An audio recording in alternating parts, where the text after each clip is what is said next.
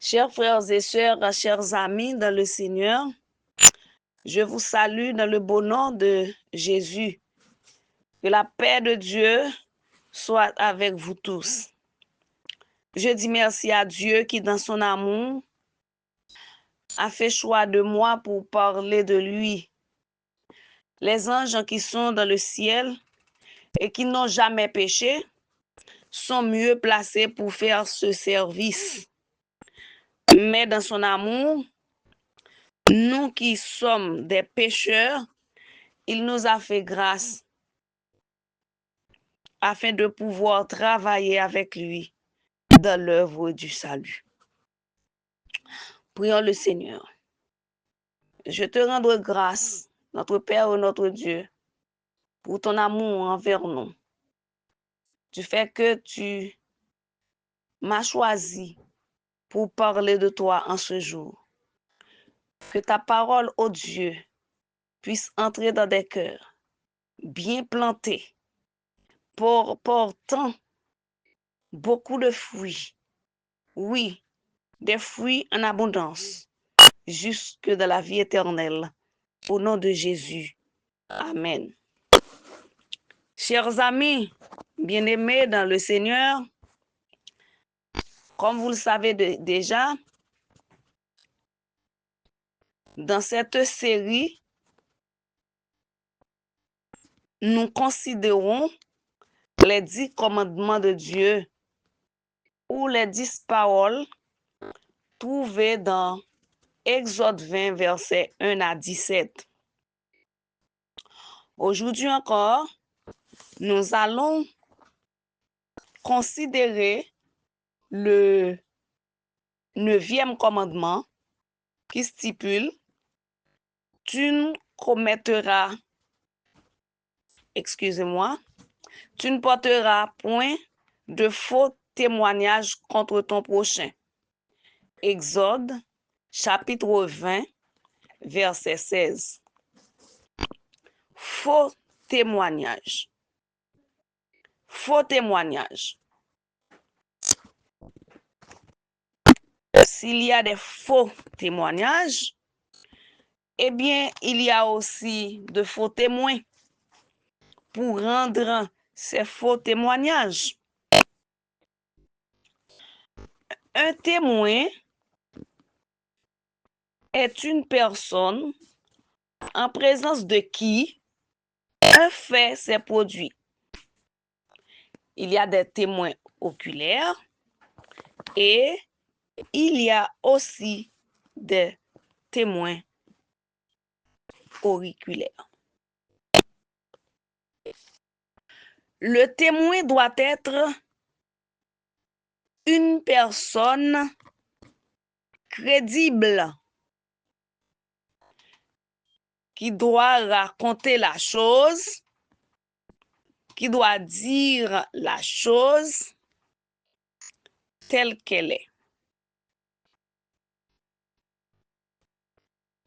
Mais on peut trouver des témoins malhonnêtes sur qui on ne peut pas compter pour dire la vérité. Pour nous qui sommes chrétiens,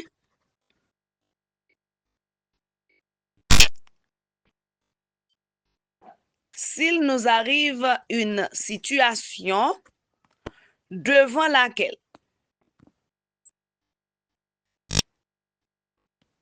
nous devons rendre témoignage, nous devons être de bons témoins, nous devons être des témoins sincères, quoi qu'il en coûte. Souvent dans la vie, on achète des témoins. Ce sont des faux témoins. Des témoins auxquels la situation ne s'était pas présentée en face. Mais quand même, ils sont d'accord pour de l'argent. Ils sont d'accord pour rendre témoignage. Mais ces témoins-là vont rendre de faux témoignages.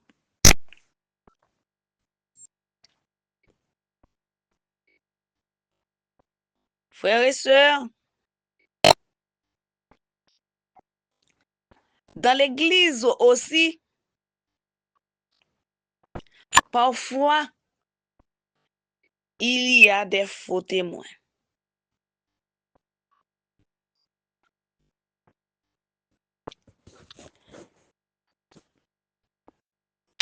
Qui racontent des faits sur des frères ou sur des frères que la chose soit vraie ou fausse.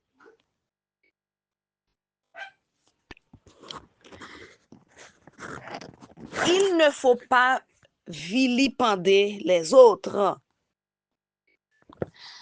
à cause de la bonne nouvelle du salut que nous avons à prêcher.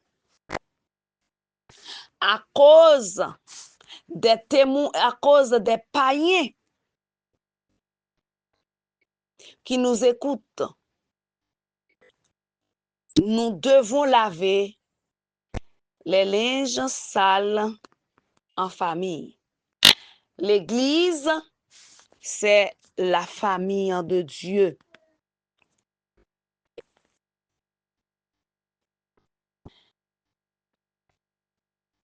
Dans Matthieu, chapitre 18, nous lisons ce qui suit. Matthieu, chapitre 18, verset 15. Matthieu 18, verset 15. Je lis pour vous. Si ton frère a péché, va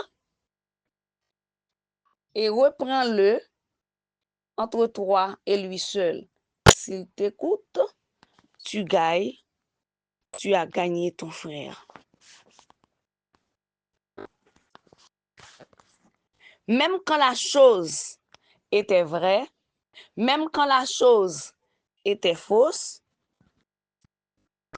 nous ne devons pas apporter la chose dans toute la rue, dans tous les coins du pays, dans tous les coins du quartier. Même si vous avez été témoin de la chose dont a fait le frère, même si vous avez été témoin, nous ne devons pas vilipender nos frères. Nous devons, d'après la Bible, aller vers le frère et reprendre-le. Parce que nous étions témoins, cela ne fait pas de nous des gens qui doivent rapporter la chose partout où nous passons. Nous devons aller vers le frère ou vers la sœur et dis-lui, mon frère, vous n'agissez pas bien. D'après la Bible, c'est pas bien. Je t'ai vu en train de faire quelque chose. J'ai été témoin, mais c'est pas mon droit de te mettre dans un laïer afin de porter la parole à tout le vent.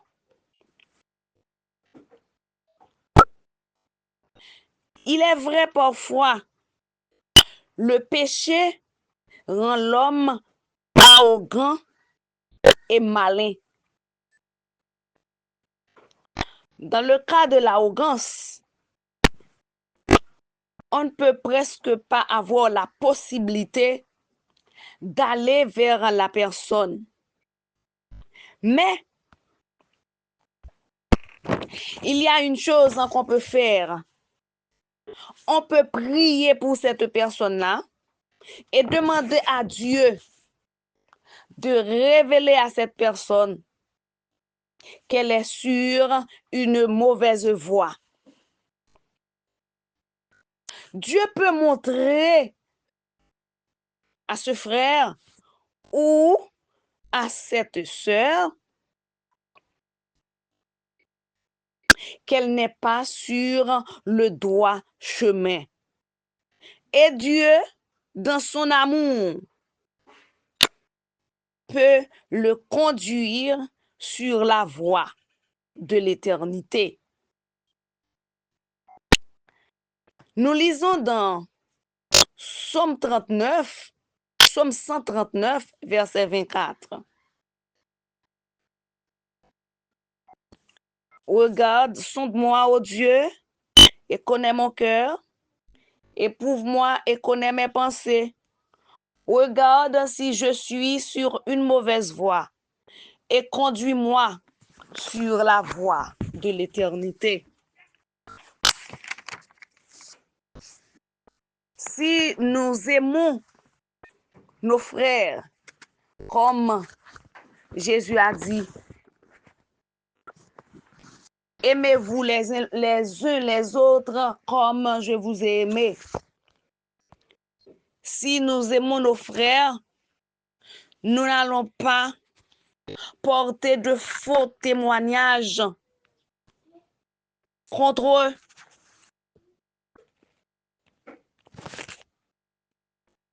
Si nous nous aimons les uns les autres, c'est pas parce que j'ai été témoin, alors je devais vilipender l'autre. Mais si j'aime mon frère, je dois prier pour lui afin qu'il se repente de son péché. Ne porte pas de faux témoignages contre ton prochain. Et même quand c'est vrai, il n'est pas bon de dire ça aux autres. C'est une honte pour l'évangile. Et pour vous, chers frères ou chères sœurs, qui avez subi d'une situation pareille, on vous juge faussement. Contre toi, on porte souvent de faux témoignages. On attribue toujours de faux témoignages à ton égard. Dieu nous dit dans sa parole, bénissez, priez pour ceux qui vous haïssent. La première chose à faire est de pardonner. Le Seigneur nous enseigne encore, bénissez, priez pour ceux qui nous haïssent.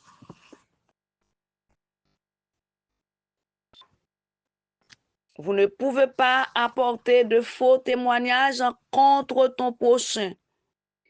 Un faux témoignage contre ton prochain peut le tuer. Parfois, on ne tue pas avec l'épée, mais on tue avec la langue.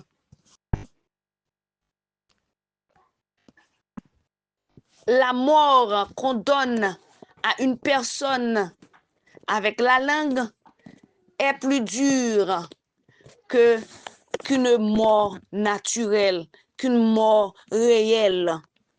Parce que la personne vit, elle vit avec cette douleur. C'est la raison pour laquelle, chers bien-aimés frères et sœurs, aimez-vous les uns les autres comme Dieu vous a aimé.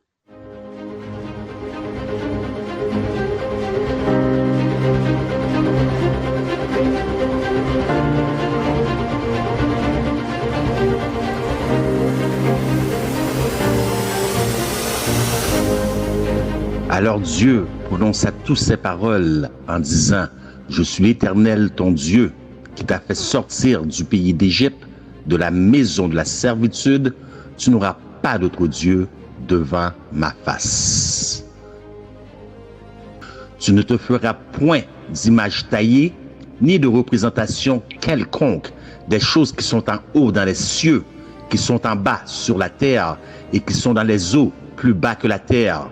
Tu ne te prosterneras point devant elles et tu ne les serviras point, car moi, l'Éternel ton Dieu, je suis un Dieu jaloux qui punit l'iniquité des pères sur les enfants jusqu'à la 3e et la 4e génération de ceux qui me haïssent et qui fait miséricorde jusqu'à 1000 générations à ceux qui m'aiment et qui gardent mes commandements. Tu ne prendras point le nom de l'Éternel, ton Dieu, en vain, car l'Éternel ne laissera point impuni celui qui prendra son nom en vain.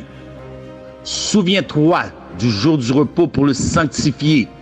Tu travailleras 6 jours et tu feras tout ton ouvrage. Mais le 7e jour est le jour du repos de l'Éternel ton Dieu. Tu ne feras aucun ouvrage, ni toi, ni ton fils, ni ta fille, ni ton serviteur, ni ta servante, ni ton bétail, ni l'étranger qui est dans tes portes. Car en 6 jours, l'Éternel a fait les cieux, la terre et la mer et tout ce qui est contenu, et il s'est reposé le 7e jour. C'est pourquoi l'Éternel a béni le jour du repos et l'a sanctifié. To support this exciting renewal this morning, I'm pleased to announce that on May 17th, 2026, that we're inviting Americans from all across the country to come together on our national mall to pray, to give thanks, and we are going to do something that everyone said, like, that's tough. We're going to rededicate America as one nation under God. You know, a lot of people...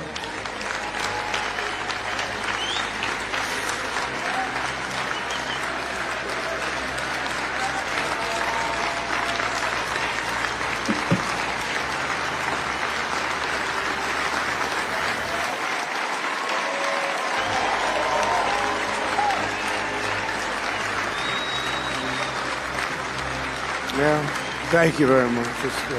That's what I mean by the Spirit. It's so incredible to see it. I see it so much. I've never seen anything like it. We are honored to come before your presence today, lifting up the arms of our president. We pray for your continued blessing and favor to rest upon him. We pray for wisdom from heaven to flood his heart, his mind, and Lord, you will guide him in these challenging times that we're facing today. I pray for your grace and your protection over him. Yes. I pray for your grace and protection over our troops and all of our men and women serving in our armed forces. And Father, we just pray you'll continue to give our president the strength that he needs to lead our great nation as we come back to one nation under God, yes, indivisible, with liberty and justice for all. We pray your heavenly blessing upon him in Jesus' name. Puis je vis monter de la terre une autre bête qui avait 2 cornes semblables à celles d'un agneau et qui parlait comme un dragon. Et elle séduisait les habitants de la terre par les prodiges qui lui étaient donnés d'opérer en présence de la bête, disant aux habitants de la terre de faire une image à la bête qui avait la blessure de l'épée et qui vivait. Et il lui fut donné d'animer l'image de la bête, afin que l'image de la bête parlât et qu'elle fit que tous ceux qui n'adoreraient pas l'image de la bête fussent tués. Et elle fit que tous, petits et grands, riches et pauvres, libres et esclaves, reçussent une marque sur leur main droite ou sur leur front, et que personne ne put acheter ni vendre sans avoir la marque, le nom de la bête ou le nombre de son nom. Honore ton père et ta mère, afin que tes jours se prolongent dans le pays que l'Éternel, ton Dieu, te donne. L'isolement des personnes aînées au Québec, des facteurs et des statistiques en hausse. La population du Québec vieillit et sera bientôt l'une des plus âgées du monde occidental. En 2030, les personnes de plus de 65 ans compteront pour 2,3 millions des habitants de la province, soit 25% de la population. Parmi elles, plus de 30% seront à risque de souffrir d'isolement. La maltraitance des aînés est une cause importante de morbidité et de mortalité chez les adultes plus âgés.